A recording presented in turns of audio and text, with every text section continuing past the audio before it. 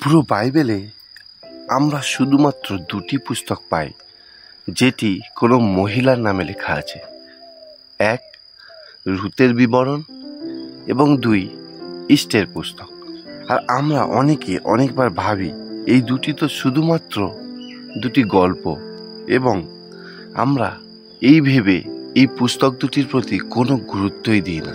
কিন্তু আজকে আমি আপনাদেরকে বলবো রুতের বিবরণের বিষয়।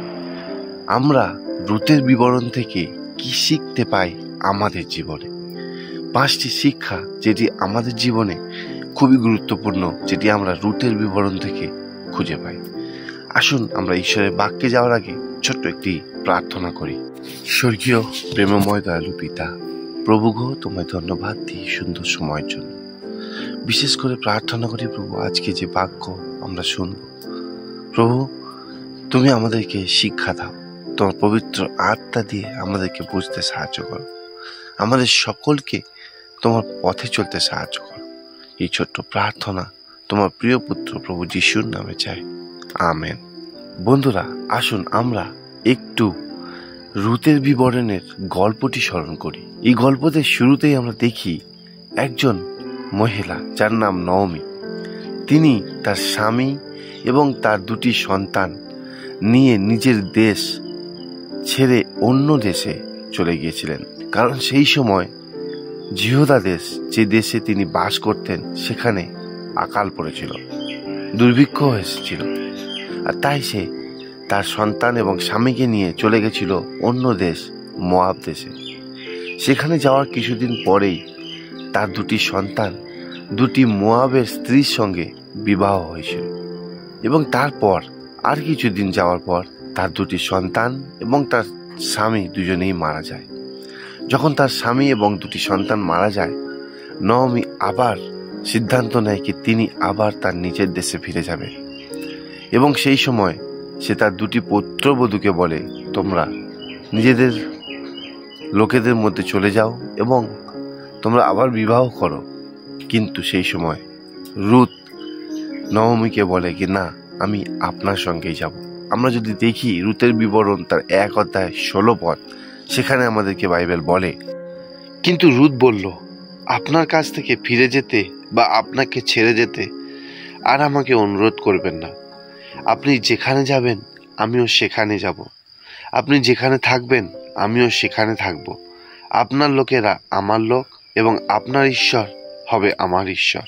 আর তারপর রুত নওমির সঙ্গে সেই নওমির দেশে ফিরে যায়, এবং সেখানে যাওয়ার পরে কিছুদিন পরেই তার একজন ভদ্রলোকের সঙ্গে আলাপ হয়, যার নাম ছিল বোস। বোস নওমিরই একজন আত্মীয় ছিল এবং রুতের স্বামীর ভাই সম্পর্কে ছিল। পরবর্তীকালে বোস রুতকে গ্রহণ করে নিজের স্ত্রী হিসাবে। আর সেই সময় নিয়ম ছিল, কোনো স্ত্রী যদি তার স্বামীর থেকে সন্তান না পেয়ে, সেই স্বামী যদি মারা যায়, তার ভাই যাতে তাকে বিয়ে করে, অন্য কোনো পুরুষকে যাতে সেই স্ত্রীকে না দেওয়া হয়। আমরা যদি বাইবেলে দেখি, বাইবেল বলে দ্বিতীয় বিবরণ তার 25 অধ্যায় 5 এবং 6 পদ। আসুন আমরা বাইবেল দেখি। ভাইয়েরা যদি একসঙ্গে বাস করে এবং এক ভাই ছেলে না রেখে মারা যায়, তবে তার বিধবা স্ত্রী পরিবারের বাইরে আর কাউকে বিয়ে করতে পারবে না। তার স্বামীর ভাই তাকে বিয়ে করবে এবং তার প্রতি স্বামীর ভাইয়ের যে কর্তব্য তা পালন করবে। তার যে প্রথম ছেলে হবে সে সেই মৃত ভাইয়ের নাম রক্ষা করবে, আর সেই ভাইয়ের নাম ইসরায়েলদের মধ্যে থেকে মুছে যাবে না। রুথের সঙ্গেও তাই হলো। রুথ তার স্বামীর ভাই বোসকে বিবাহ করলো, এবং পরবর্তীকালে আমরা যদি দেখি মথিলিখিত সুসমাচার তার 1 অধ্যায় 5 পদে, যেখানে প্রভু যিশুর বংশাবলীর বিশ্লেষণ করা হয়েছে, সেখানে রুতের নাম আছে।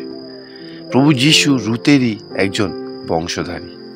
আমরা এখানে দেখতে পাই কিভাবে একজন সাধারণ স্ত্রী থেকে রুত অসাধারণ হয়ে ওঠেন। এখানে আমরা শিখতে পাই অতি সাধারণ জিনিসকেও ঈশ্বর ব্যবহার করে অসাধারণ করতে পারে। আসুন আমরা শিখব যে 5টি শিক্ষা আমি আপনাদের সঙ্গে সহভাগ করতে চাই রুতের বিবরণের পুস্তক থেকে। প্রথম শিক্ষা, ঈশ্বর সবাইয়ের খেয়াল করেন। ছোট বড় সকলকে সে প্রেম করেন।